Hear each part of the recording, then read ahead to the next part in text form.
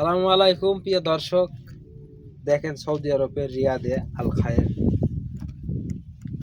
গ্রামে কি সুন্দর সবজি।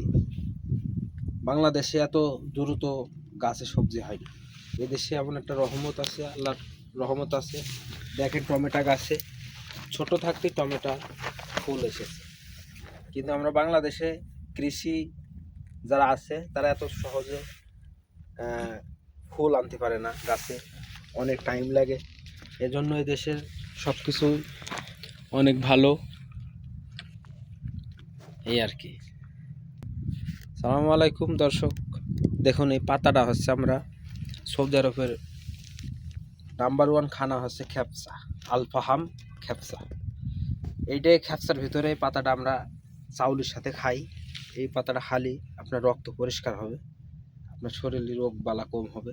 এই পাতাটা অনেক ভালো, আপনারা চেষ্টা করবেন চাউলের সাথে খাওয়ার সবসময়। এর জন্য আপনারা সুস্থ থাকতে পারবেন। আর সম্ভাবনা বাংলাদেশে মনে হয় পাওয়া যেতে পারে কি না এটা আমি জানি না, কিন্তু এই দেশে পাওয়া যায়, বেরিয়েছে।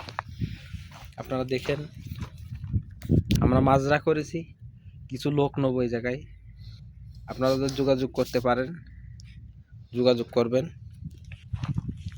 আমরা 10-15টা লোক নেব বাংলাদেশ থেকে।